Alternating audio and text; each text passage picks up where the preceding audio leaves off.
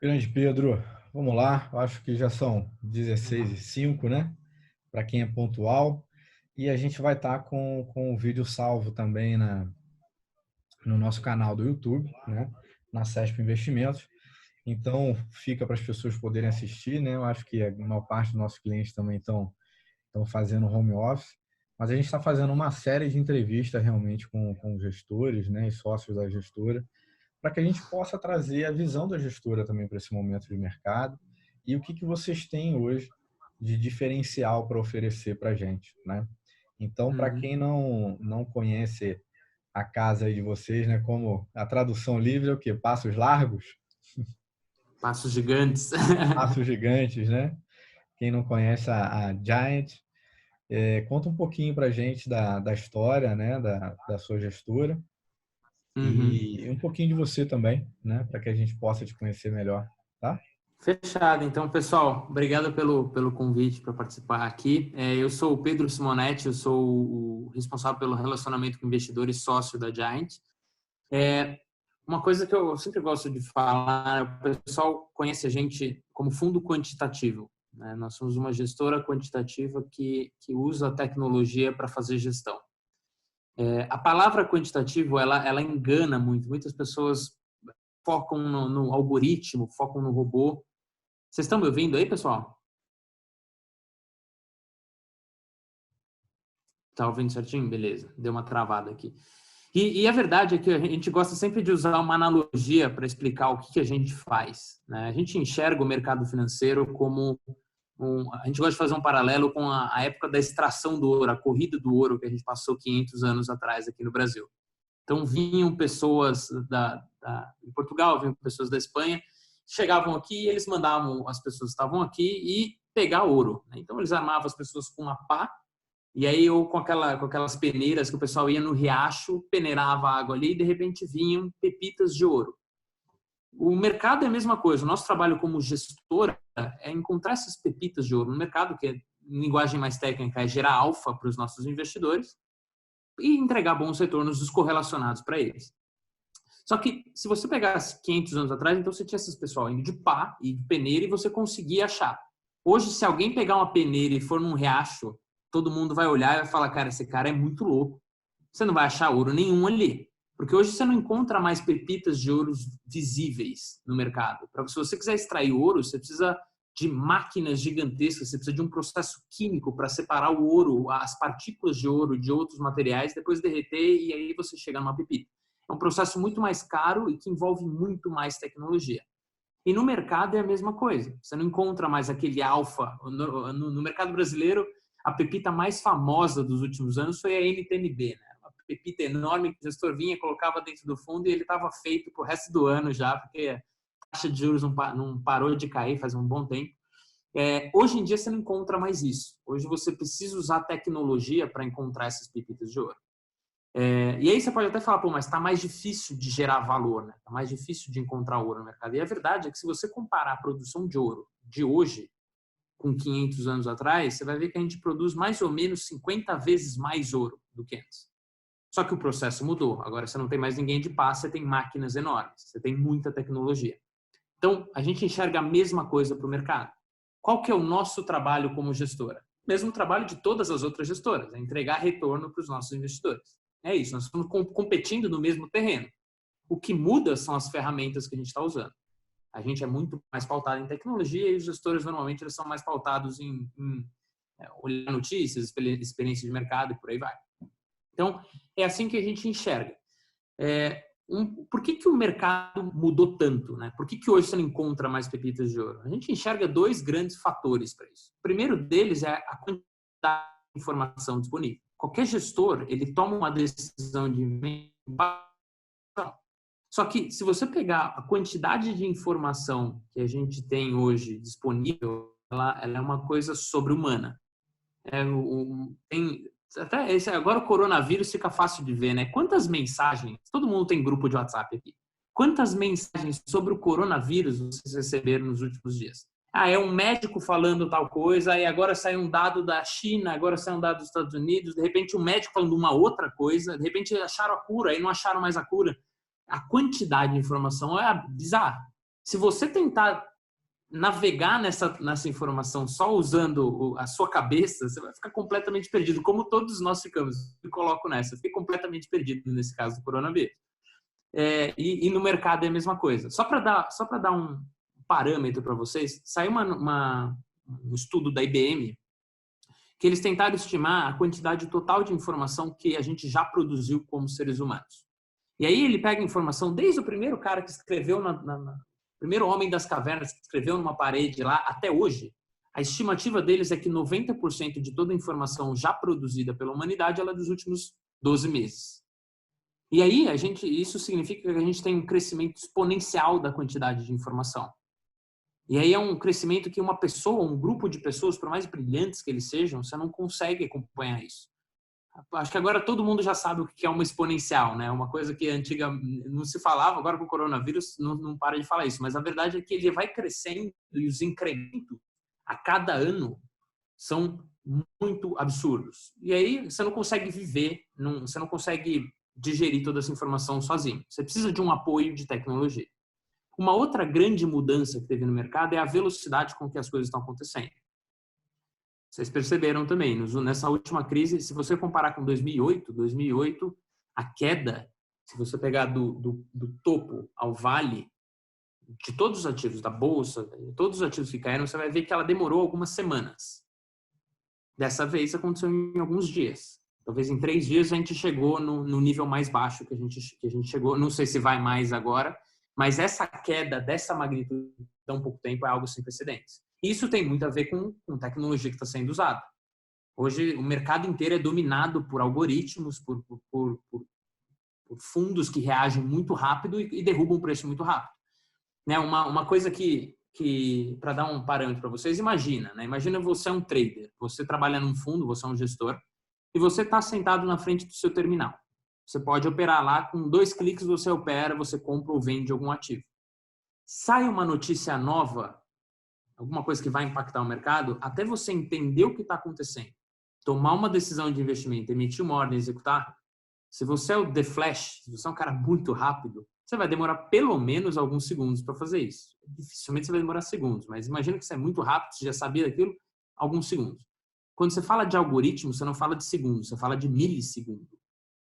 Então, só para dar um parâmetro para vocês, hoje lá na Giant a gente consegue processar uma informação nova, tomar uma decisão, emitir uma ordem e executar em 13 milissegundos. Só como base de comparação, isso aqui, um estralo de dedo, é meio segundo, é 500 milissegundos. Então, dá para ter uma noção que é um mundo muito diferente já. E aí, você precisa de tecnologia para sobreviver, para ser competitivo e continuar encontrando aquele ouro que está escondido para os investidores. Pelo menos essa é a nossa filosofia. E aí, um ponto legal, o pessoal fala, a gente fala de fundo quantitativo, a imagem que as pessoas têm na cabeça é o Terminator, né? É um robô, inteligência artificial, que está olhando o mercado e está escolhendo quais ativos ele vai pegar. E, na verdade, não é nada disso. A nossa brincadeira interna é que é muito mais parecido com o Homem de Ferro. Você tem um nerd, é um nerd que está lá dentro usando a tecnologia para tentar tirar alguma vantagem, ter alguma vantagem com o exterior. Mas é uma pessoa que está ali dentro.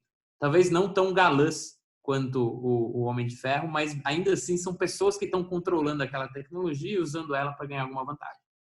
Então, é muito mais para isso. O pessoal foca na palavra algoritmo. O que é o algoritmo? O algoritmo é um conjunto de Cs. Se acontecer isso, você faz isso. Se acontecer isso, você faz isso. Se acontecer isso, você faz isso. O valor, ele não está na execução.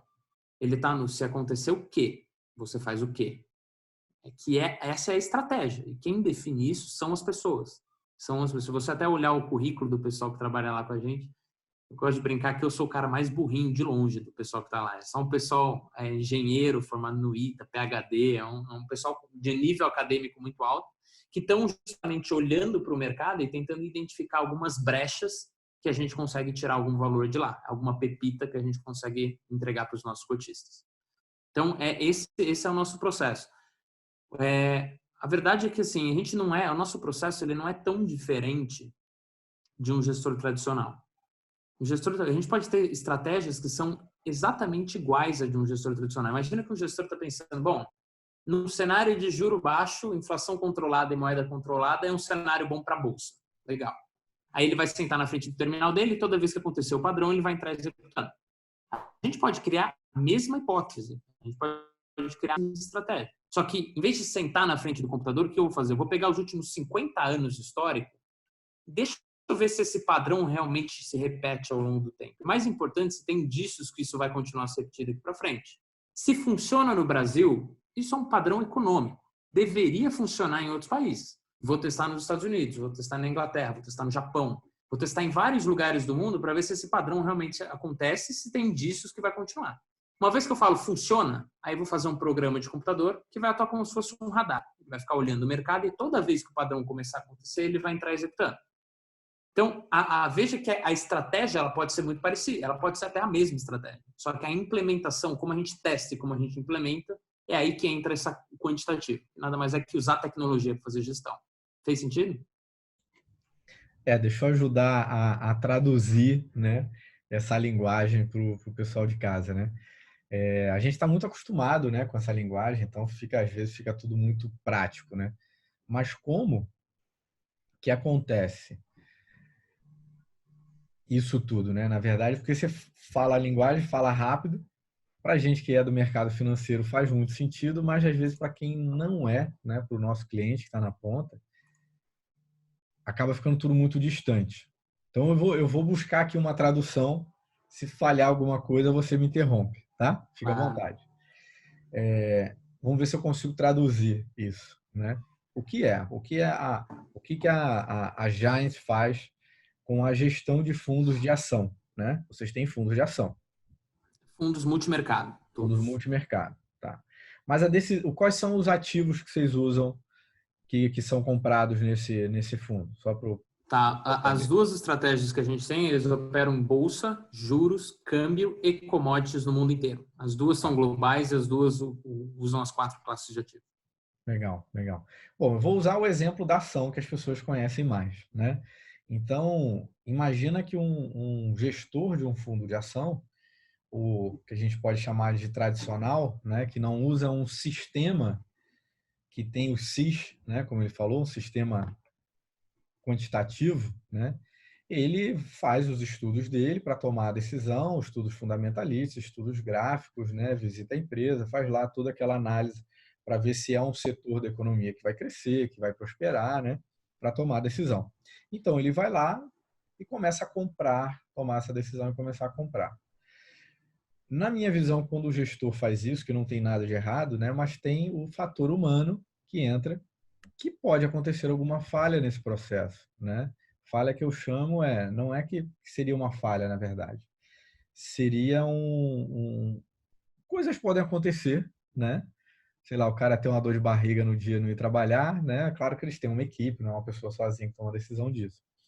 Mas o que eu quero chegar ao ponto é, quando você tem um sistema onde você programa essa tomada de decisão, se os fatores que você analisa, da mesma forma que o outro gestor analisa ali, faria essa análise, né?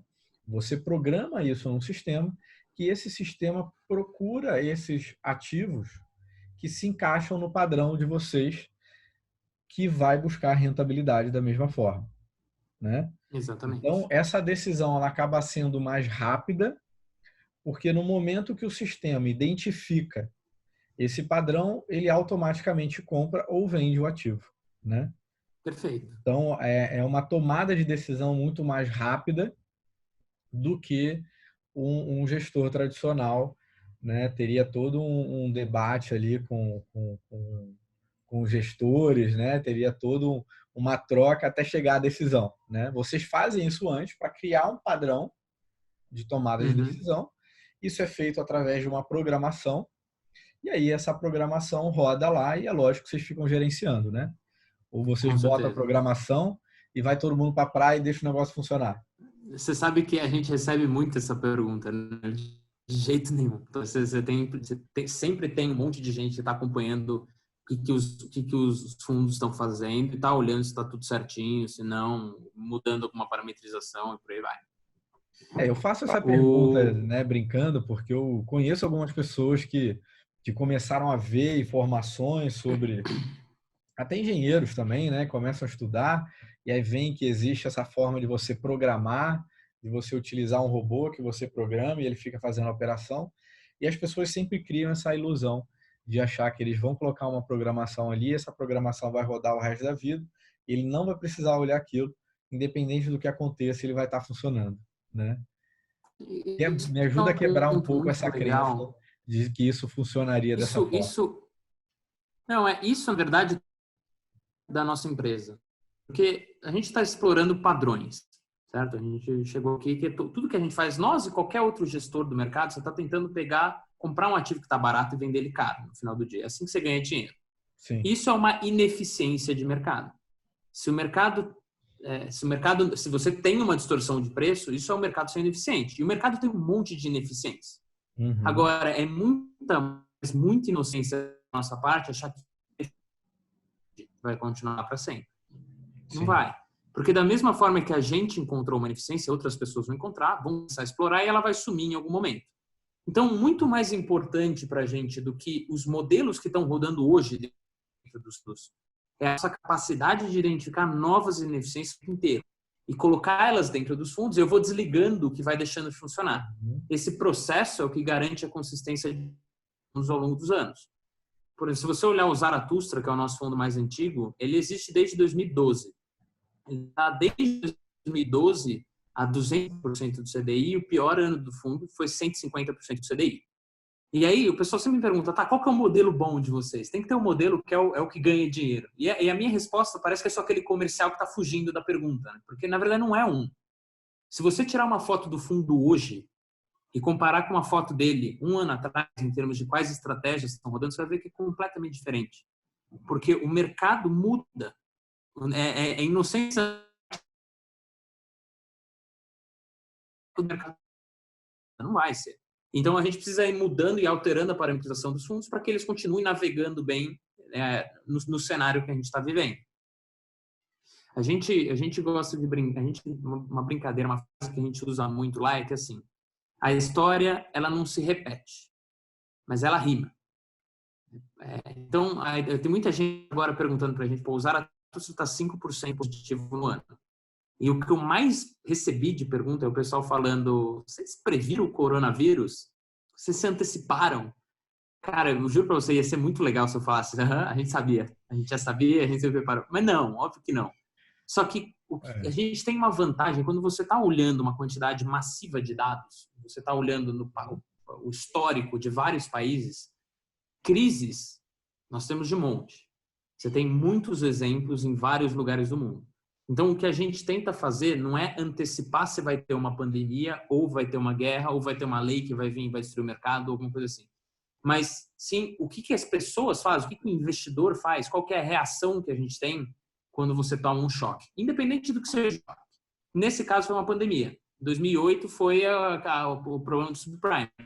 Mas você tem um choque, a reação das pessoas, as pessoas são previsíveis. Eu não sei o que uma pessoa, eu não sei o que você vai fazer para reagir a alguma coisa, eu não sei o que uma outra pessoa vai fazer. Mas se você agregar um agregado de pessoas, aí você deixa o negócio bem mais previsível. E o que a gente tenta fazer é justamente isso. Eu tento antecipar essas movimentações, olhando numa situação parecida, como que as pessoas reagem, o que acontece com o preço dos ativos, e aí eu me preparo para quando isso acontecer, eu vou tentar explorar aquela situação. Uhum. Faz sentido? Faz todo sentido e é justamente nesses momentos que a gente vê o diferencial, né? Assim, o diferencial que eu vejo, até no que você comentou, é que num momento de maior estresse é muito fácil errar na decisão, né, que se toma.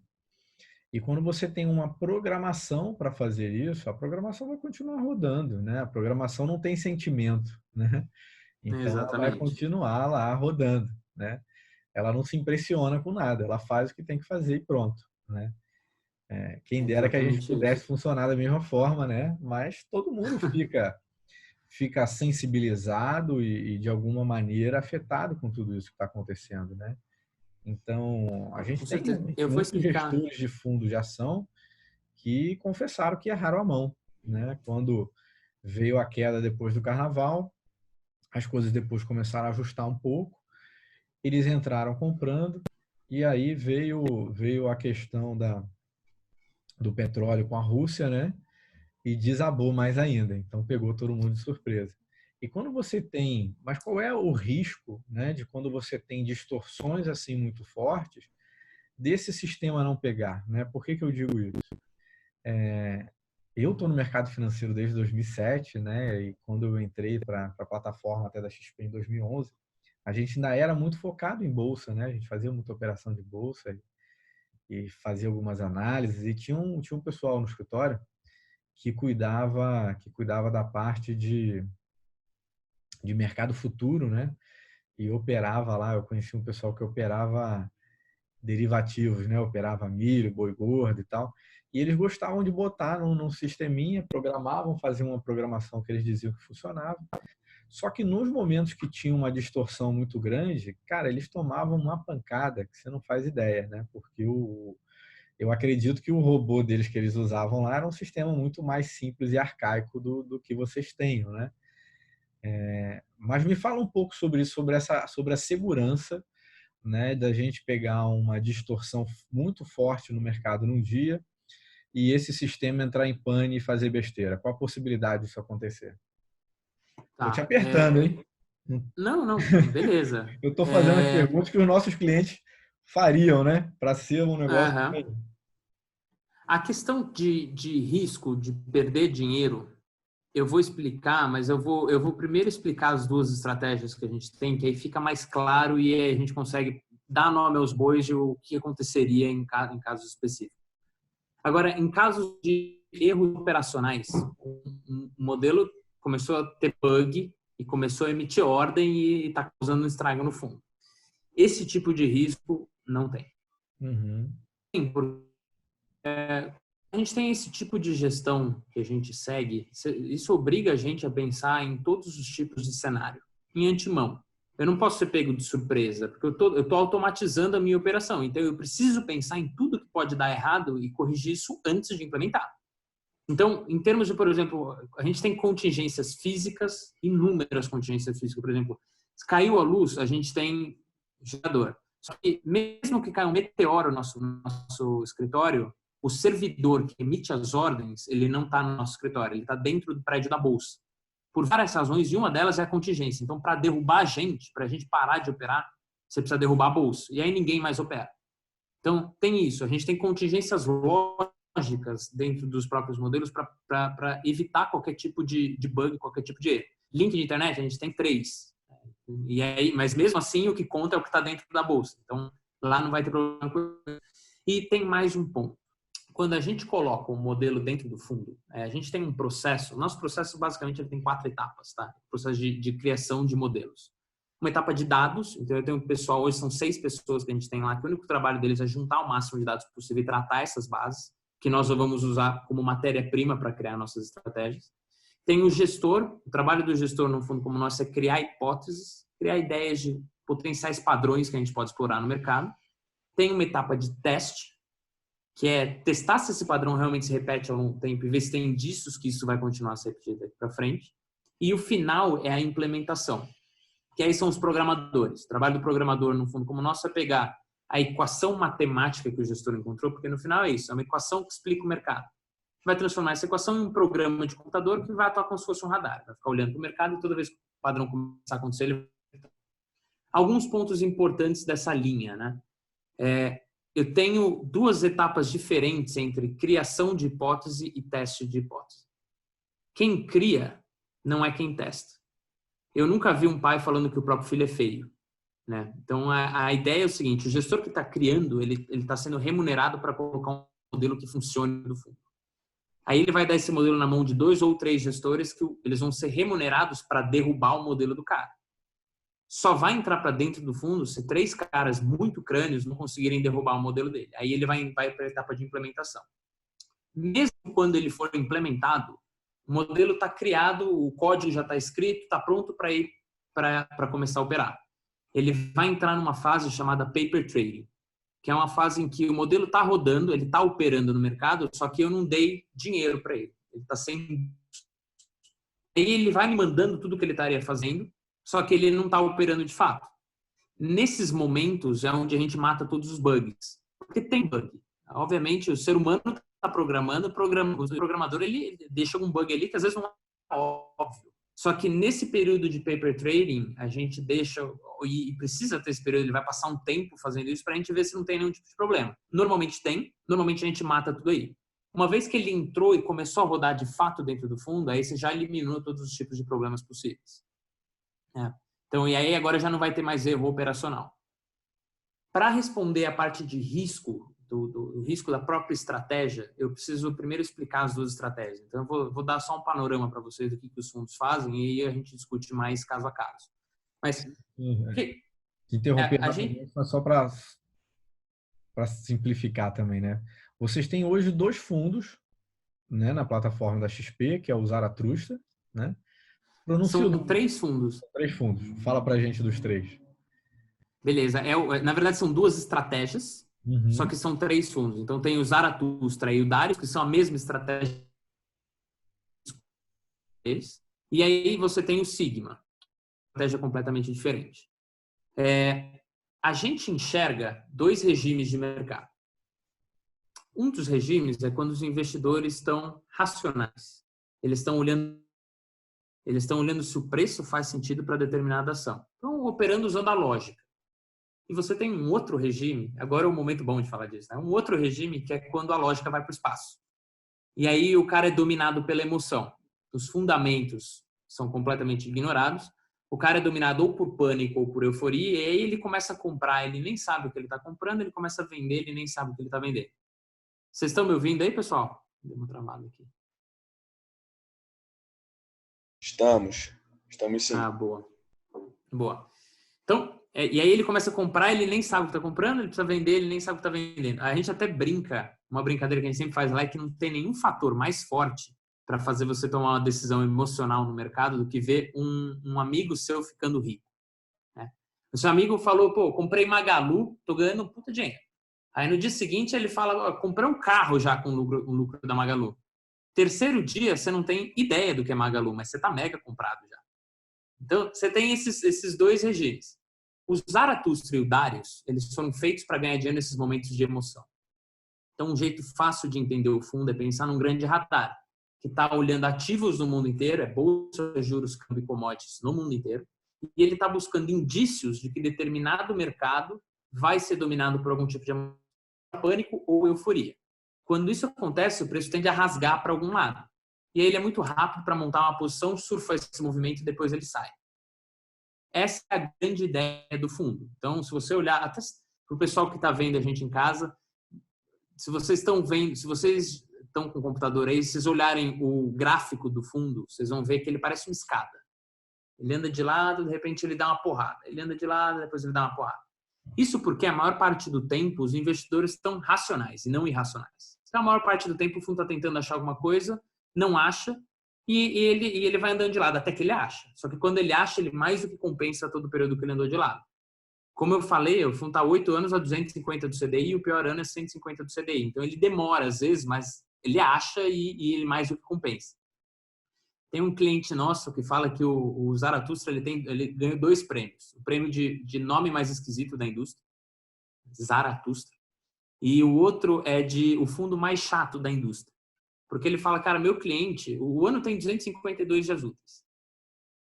245 dias, meu cliente está puto comigo, porque o negócio não vai para lugar nenhum, mas 7 dias no ano ele vai. E aí mais do que compensa todo o período que ele andou de lado. Então, e aí normalmente são esses momentos, a crise dos caminhoneiros, agora a gente está indo bem agora, né, durante essa crise.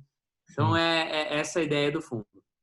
Mas traduz para a gente aí, por que esse nome, né? Qual é a história desse nome de fundo, que a gente não consegue nem pronunciar, né? Zaratustra. Boa.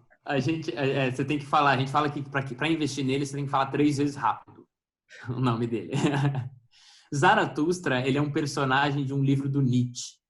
Ele é um profeta que mora na montanha lá, e aí ele desce pro deserto para pregar uma nova filosofia para os aldeões. E aí ele volta, ninguém dá ouvidos para ele, ele fala, ninguém dá ouvidos para ele, ele volta para a montanha falando que ele estava pregando uma coisa que estava muito à frente do tempo dele. Que é mais ou menos a nossa história falando de fundo quantitativo em 2012. O pessoal falava, algoritmo, robô, bonito, não, obrigado. Agora isso está mudando bem, mas na época era mais ou menos isso. Então é daí que vem desse profeta do livro do Nietzsche, o nome. Então, esse é o Zara e o Darius. Do outro lado, a gente tem o Sigma. O Sigma é um fundo desenhado para ganhar dinheiro nos momentos de racionalidade. Que parece uma coisa meio esotérica quando você fala assim, mas é um fundo que está explorando fundamentos. A grande diferença dele para um fundo tradicional é que, vocês que estão ouvindo a gente, pensa se vocês fossem um gestor. Você é um gestor macro, quantos ativos ao redor do mundo você conseguiria acompanhar de perto? De fato, você tem que virar um especialista naquele ativo que você vai operar ele. Quantos ativos você consegue olhar? 10? 20? 50? Você é um cara gênio, você tem uma equipe embaixo, 200 ativos. O Sigma, a grande ideia dele é usar poder computacional para processar uma quantidade de informação que um ser humano jamais conseguiria. Então, o Sigma, o que ele faz, ele usa nosso poder computacional para acompanhar 5.000 ativos, mais ou menos, de perto, todos os dias, olhando todos os fundamentos de todos esses ativos. Ele processa uma quantidade de informação absurda. E aí a ideia dele é muito parecida com o gestor tradicional. A maior parte dos gestores usam fundamentos, e ele também. Só que ele está tentando abordar o mercado de uma forma mais massiva. Então, ele tem 2 etapas na hora de montar uma carteira dele. A primeira etapa é olhar os mercados ao redor do mundo inteiro, bolsa, juros, câmbio e commodities. Então, bolsa, ele olha a bolsa brasileira, americana, japonesa, alemã, juros no Brasil, Estados Unidos, Europa, uma cesta de moedas, uma cesta de commodities. E ele vai olhar indicadores econômicos de cada um dos lugares. Aí ele atribui um peso para cada indicador, ranqueia e vê quais classes têm a melhor perspectiva de retorno para os próximos meses, segundo os nossos parâmetros. E aí depois ele vai definir quais ativos de fato ele vai ter. Se eu definir que eu tenho 15% de bolsa brasileira, aí ele vai pegar a lista de todas as ações, vai olhar indicadores fundamentalistas de cada uma delas, atribui um peso para cada um, ranqueia e vê quais têm a melhor perspectiva. Ele usa a mesma receita de bolo para todos os mercados que ele está envolvido ao redor do mundo inteiro. Então, essa é a ideia. Assim, o fundo funciona bem quando as pessoas estão olhando para fundamentos. Quando está olhando para fundamento, ele é o que eu arriscaria dizer que é um dos fundos que melhor processa uma quantidade de fundamentos. Só que nos momentos de emoção, o que ele faz? Ele diminui as posições, se defende, e aí os Zaratustra e o Darius que vão para o pau tentar ganhar dinheiro. Então, a nossa ideia como gestora, só para ficar um pouco mais claro para o pessoal, é o seguinte: você tem esses 2 regimes, ou você está em um, ou você está em outro. Então, o que a gente queria fazer? A gente queria dar um portfólio que, independente do cenário, você sempre vai ter um dos fundos ganhando dinheiro, independente do que estivesse acontecendo. Pelo menos eles foram desenhados para isso. Então, em tese, é isso que a gente espera. E aí, a nossa ideia é que, se o investidor tem os 2, não importa o que você esteja acontecendo, você tem um portfólio que está performando. Um exemplo disso, claro, ficou no ano passado. No ano passado, se você olhar até maio, o Zaratustra estava -4 no ano. E aí o mercado inteiro está ganhando dinheiro. Se tem alguém assistindo a gente que tinha Zaratustra, devia estar bravo com a gente, que era quase que o fundo tá andando de lado. Só que o Sigma, no mesmo momento, na mesma data, ele estava -14. Terminou o ano com o Zara +11 e o Sigma +17. Então, eles andaram com força em momentos completamente distintos. Se você tinha os 2 na carteira, você ganhou dinheiro o ano inteiro. É mais ou menos essa a ideia. Agora está acontecendo a mesma coisa. O Sigma está se defendendo, está -2 no ano e o Zara está +5. Justamente, eles têm essa complementariedade. O que a gente faz, sendo bem sincero, o que a gente faz com o nosso portfólio, todos os sócios da empresa, todos os familiares, é sempre uma composição das 2 estratégias. Você não consegue fazer ninguém consegue fazer o timing do mercado. Então, o ideal é sempre você ter uma composição das 2, porque independente do que esteja acontecendo, você vai ter um portfólio que vai reduzir o risco, porque eles são descorrelacionados, e sem abrir mão de retorno. Então, essa é a nossa ideia. Fez sentido aí? Fez sentido. Então, o ideal, dentro da estratégia de vocês, é ter uma parte no Sigma e uma parte do capital no No Zaratustra ou no Darius. O Zara, um ponto legal dele é que ele estava fechado faz mais de um ano e hoje a gente reabriu ele para captação. Então, ele vai ser uma captação pequena de 250 milhões, mas hoje, pela primeira vez em bastante tempo, ele está disponível para o pessoal também. E aí o Darius e o Sigma continuam abertos. Então, estamos fazendo essa transmissão aqui num ótimo dia, que é o dia de reabertura. E vocês, Energia de com o reabertura. tempo, deve ficar aberto aí uma semana até bater esses 250. Se isso for em 2 dias, fecha. Se for em 2 dias, fecha, mas a gente está esperando agora alguma coisa como talvez umas 2 semanas, mesmo porque o que a As gente pessoas não percebe é que estão o tão investidor não está tão entusiasmadas líquido agora, né? agora. Por mais que seja uma estratégia diferenciada, tá todo mundo se reservando nesse momento, né? E até por É, isso na verdade, convido os gestores a poderem trazer essa tranquilidade, né? Porque uma coisa que a gente sabe é que em algum momento tudo isso vai passar, né? Ainda bem que as coisas têm. Semana passada a gente já fechou uma semana positiva, né? Fechou a bolsa com 9% de alta. Hoje está subindo um pouquinho, bolsas internacionais também subindo. Então, mas é lógico que o mercado ainda está todo muito sensível, né? Como você estava falando lá antes da gente começar, o que não falta é notícia que tem tratamento ou não tem tratamento, né? E a gente está exato. torcida para que realmente saia um tratamento, né? Independente de economia. O mais importante é que as pessoas estejam com saúde, né? Mas saem Com algumas certeza. notícias muito boas, né? Como uma senhora de 95 anos na Itália que conseguiu se curar, né? Então, o que que essa senhora realmente, como é que o organismo dela reagiu para conseguir se curar, né? Isso que as pessoas, agora a gente que não falta é médico e cientista aí pelo mundo afora, estudando possibilidades, né? Tanto de tratamento quanto de É vacina verdade. para para essa pandemia, né? Para esse coronavírus, que realmente era impossível alguém prever, né? É uma coisa que já é um hábito na China, mas foi lá um estrangeiro lá no interior da China, comeu lá uma sopa de morcego e se contaminou, espalhou isso pelo mundo, né? Quem que ia prever uma coisa dessa, né? Não tem mandiná que diga isso, né? Exatamente. É, e Então, o até que a gente uma tem que das fazer, coisas na que eu. verdade, tirando a brincadeira, porque realmente é uma coisa séria, mas o que a gente tem que fazer é se defender, né? E como é que a gente se defende num momento desse? Buscando alternativas de fundos que conseguem, no meio desses exageros, né? Tanto de queda quanto de alta, a gente tem dia que cai 20, tem dia que sobe 20. Então, no meio desses exageros, a gente ter possibilidades de ter um fundo que ganhe com essa distorção. Eu acho que é uma oportunidade muito grande, ainda mais porque o Zaratustra, que é o fundo principal que segue essa estratégia, que pega esses momentos de distorção, acabou de reabrir, né? Então eu vejo que a gente tem um momento ímpar aqui, único, né?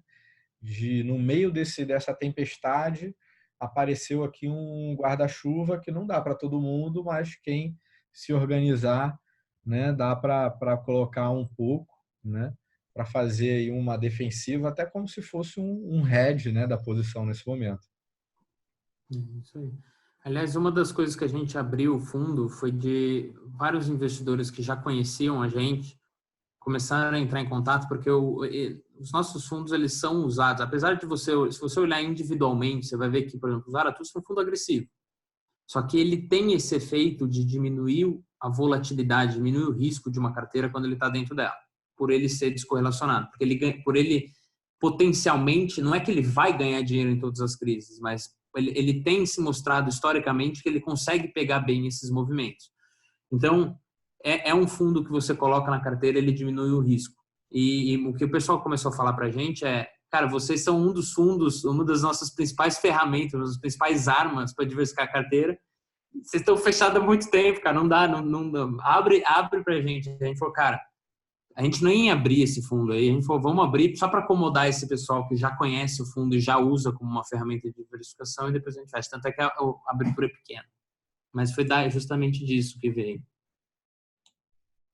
E aí, com exclusividade, né, de certa forma, a gente tem o Pedro aqui trazendo essa alternativa para a gente, né, no meio de tantas incertezas, a gente ter uma alternativa de um fundo com uma estratégia diferenciada, com uma equipe de gestão altamente qualificada e utilizando um sistema extremamente robusto, né, e atual para que consiga realmente ter resultado dentro das distorções, né?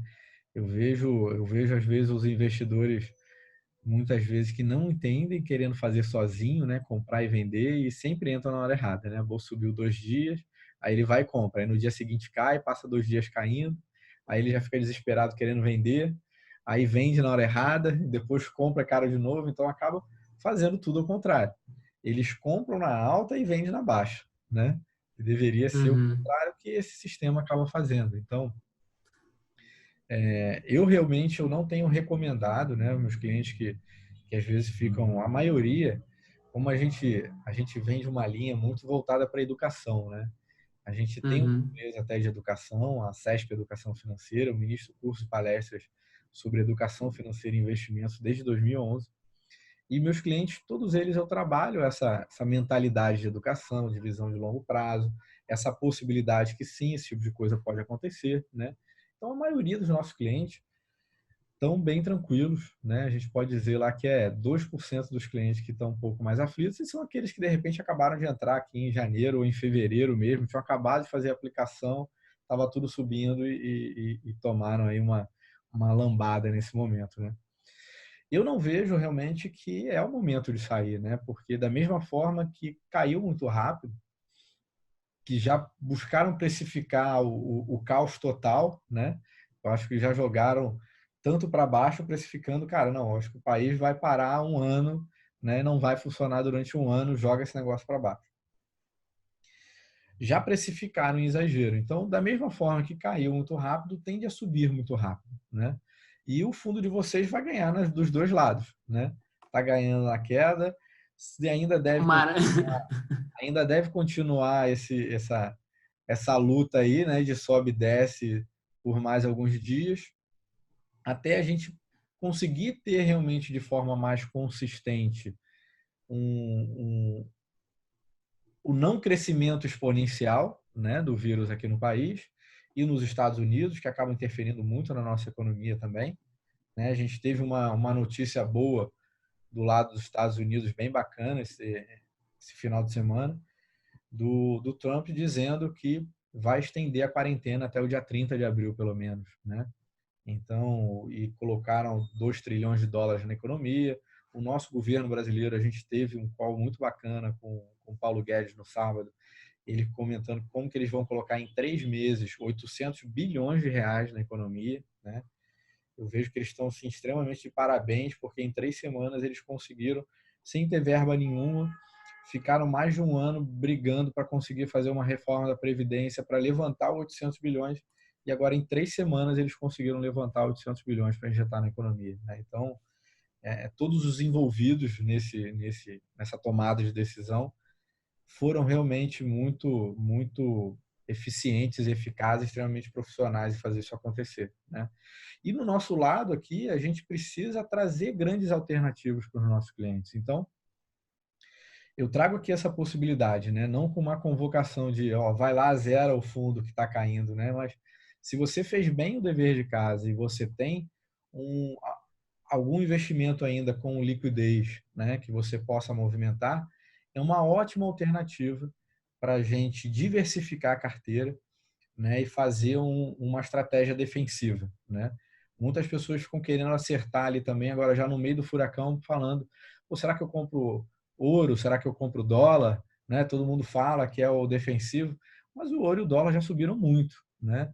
Provavelmente o movimento para quem entrar agora vai pegar um movimento de queda. Então, na minha visão, faz muito mais sentido, por isso realmente o convite para você estar aqui hoje, faz muito mais sentido eles participarem desse fundo, que as distorções vão continuar acontecendo, né? Pelo menos aí por um tempo, na minha visão, por um mês e meio pelo menos, e a gente vai poder surfar essa onda dessas distorções para cima e para baixo.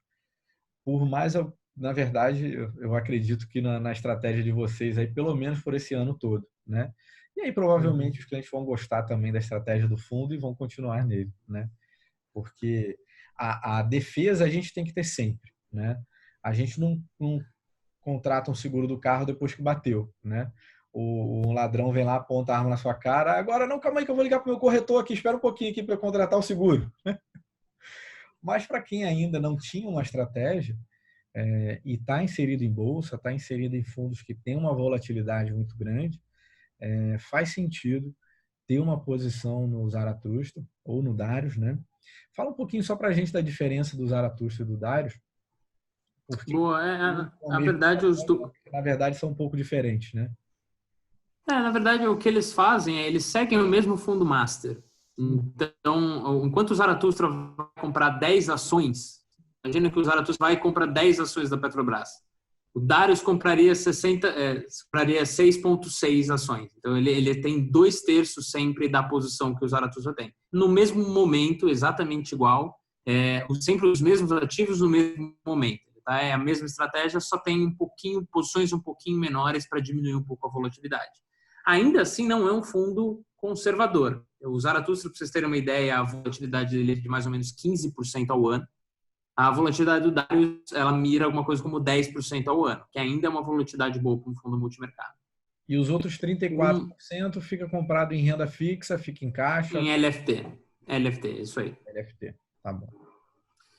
Uma coisa que a gente tem recebido muito, o pessoal pergunta se agora é hora de investir, né? E na nossa cabeça, o que a gente sempre fala é se você está investindo, principalmente se você está falando de fundos multimercado, que a gente pode investir ou ficar comprado, ficar vendido em todas as classes de ativos líquidos ao redor do mundo inteiro. Num fundo desse, eu acho que não é uma questão de momento. É uma questão, o trabalho de um gestor é primeiro proteger o patrimônio quando você tem uma situação complicada no mercado e pegar as oportunidades quando você consegue encontrar elas, gerando um retorno descorrelacionado sempre, independente do que esteja acontecendo. Esse é o trabalho do gestor. Então, o trabalho, quando você está falando de fundos, é muito mais escolher uma boa gestora que você confia num resultado consistente e com controle de risco, do que tentar acertar uma tacada e vou tentar antecipar. Agora eu acho que o Zara vai dar uma porrada amanhã. Não é bem isso mesmo, porque no longo prazo isso não vai fazer diferença nenhuma. Esse momento ele não faz a diferença nenhuma, se você está olhando lá para frente de verdade, né? Então, isso é uma coisa que a gente sempre fala, cara, qualquer um desses fundos, eu falei, o Zaratustra ele anda de lado durante muito tempo. Então, sem entrar com a cabeça de olhar como que vai ser o resultado dele no mês, não é por aí. Você tem que olhar 2 anos, 3 anos, 4, quanto mais tempo, mais chance você tem de pegar um resultado agregado bom. O resultado de pouco tempo pode ser qualquer coisa. Perfeito. Ele cai muito nessa visão que eu falei da questão do seguro, né? Você tem o resto Com da certeza. vida. Não é por um instante, né? Você não está contratando um seguro viagem temporário, né? Exatamente. Então, a gente tem seguro de vida, tem seguro do carro, tem seguro da casa, né? É importante ter uma posição que te defenda e te rentabilize, né? É isso que eu ia até brincar. O pessoal fala de hedge. E deixa lá O no pessoal fala... Selic rendendo 3,75 menos taxa, né? Não, o pessoal brinca, fala, é tipo um hedge, né? Na verdade, hedge é seguro e seguro você paga para ter. Esse é um seguro que está pagando os últimos 200, dos últimos 8 anos, ele te pagou 250% do CDI. É um dos fundos, até se você pegar os multimercados, saiu um estudo que rodou no WhatsApp, eu não sei se vocês receberam um tempo atrás aí, pegava os multimercados, o resultado deles acumulado na década. Uhum. Ele é um dos primeiros lá. Ficou a gente, a SPX, mais algumas outras gestoras ali, mas o Zaratustra é um dos fundos mais rentáveis da última década. Então não é só seguro, ele tem esse plus também, mas ele é um fundo que está no final do dia, nosso dinheiro é trazer dinheiro para os investidores. É isso. Bacana. Fez sentido? Bacana. Beleza? Sim, sim. Pedro, eu acho que a gente deu o recado, né? Trouxe aqui essa grande alternativa de fundo, como você falou, vocês estão com esse fundo já há 8 anos rodando no mercado e tendo resultado, né? O que eu falo sempre para os meus clientes, né? Volta e meia aparece alguém com um fundo diferente, né? Na XP a gente tem uma plataforma de fundos gigantesca. E é lógico que os fundos que eu recomendo para os meus clientes são aqueles que eu confio nos gestores, eu acompanho já há alguns anos, né? Na verdade, para chegar a indicar algum fundo para o meu cliente, cara, no mínimo 2 anos eu acompanho.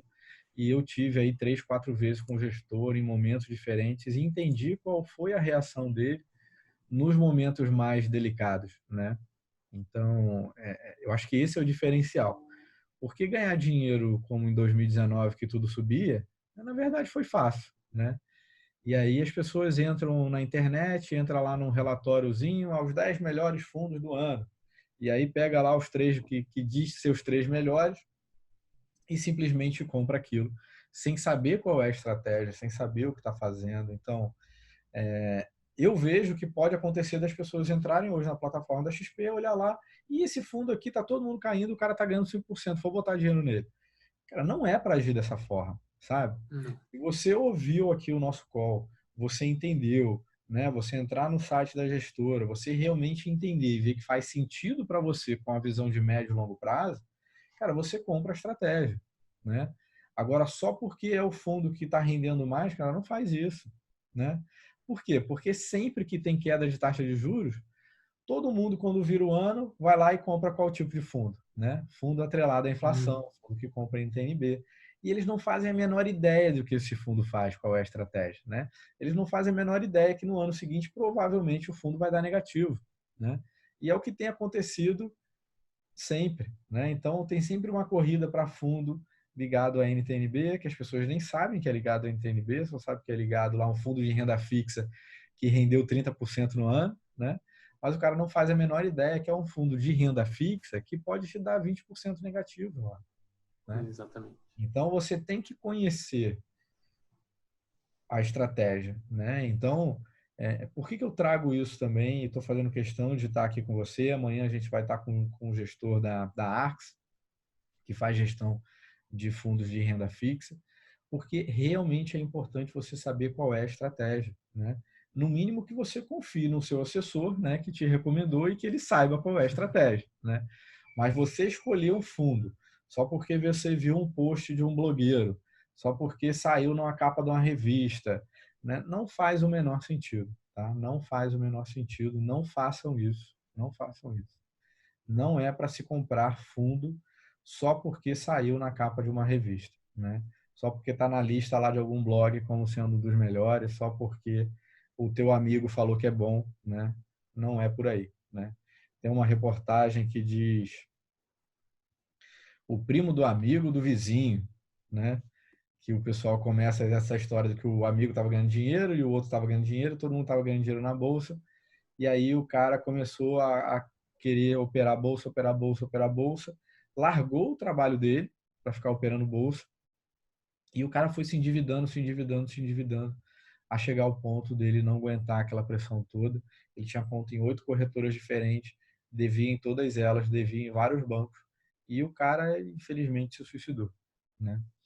E isso são coisas que, assim, eu também não acho que tem que isso tipo de coisa tem que ir para a mídia, né? Eu odeio essa questão de o que vende a notícia ruim, né? E ficam jogando um monte de notícia ruim. Mas também essa tara das pessoas de achar que vai ficar rico do dia para a noite, né? Fazendo trade, né? Ah, eu vou assistir um videozinho de 30 minutos no YouTube, agora eu sou trader, né? E aí o cara acha que tem 20 mil, com aquele 20 mil vai virar 20 milhões e ele vai ser o cara mais rico do mundo, né? E ele vai ser o cara mais rico ali da família dele, do grupo de amigos. E não é tão simples assim, né? Não é tão simples assim.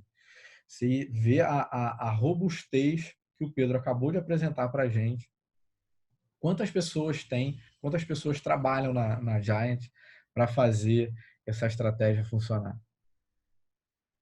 Hoje são 26 pessoas.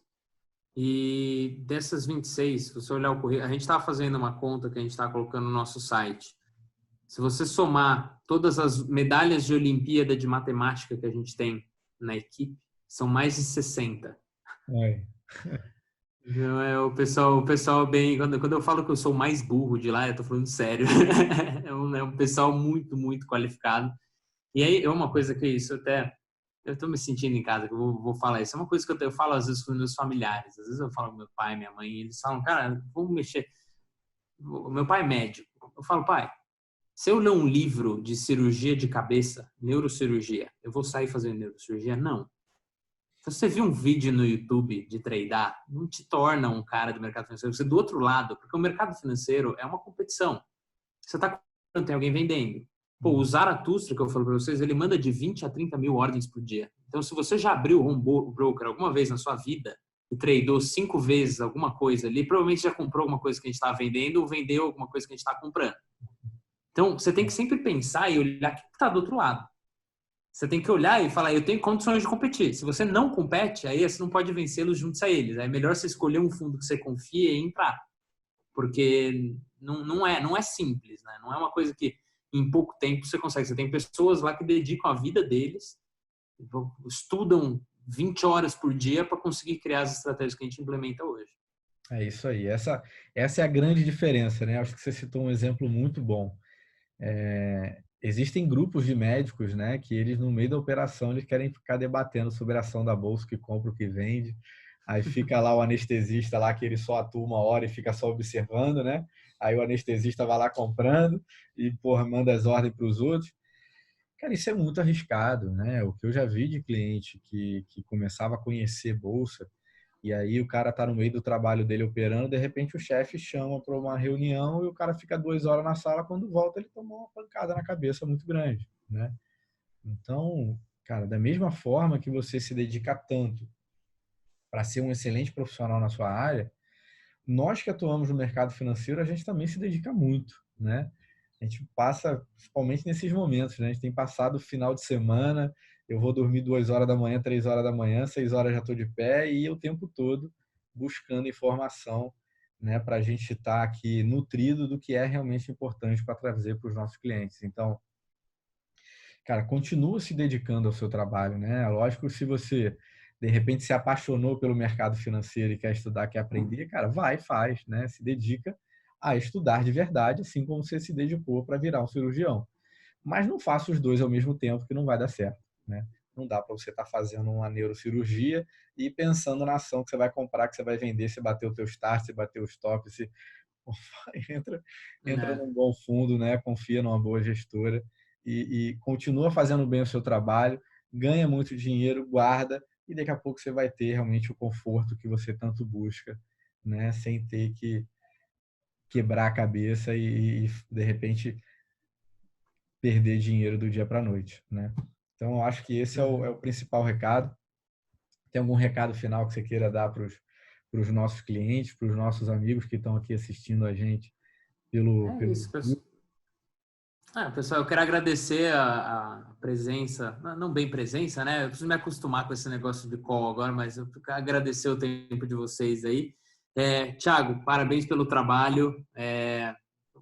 Não tenho nem o que falar. Muito, muito obrigado pelo convite. Tudo que vocês precisarem, se vocês precisarem querem que faça palestra ou quiserem tirar dúvidas ou vier alguma dúvida de algum cliente para você, pessoal, se vocês tiverem dúvida, falem com o Thiago, ele tem um canal direto comigo e a gente resolve qualquer dúvida que vocês tiverem. Estou aqui para isso. Então, eu estou à disposição de vocês, sempre que vocês precisarem, é só me avisar. Fechado? Obrigado, Pedro. Obrigado pelo seu tempo, obrigado pela sua disponibilidade. E vamos aproveitar essa janela aí de abertura do Zaratrusta, né? E aplicar nele, que é um excelente fundo e tem mostrado aí nesses últimos 8 anos, né? Que entrega realmente resultado, mesmo em momentos de distorção como esse. Obrigado mais uma vez, Fechado. cara. Boa semana. Valeu, pessoal. Vamos vencer esse desafio aí de coronavírus, né? Vamos embora. Fechado? Valeu, pessoal. Obrigado. Obrigado. Valeu, Thiago. Valeu, pessoal.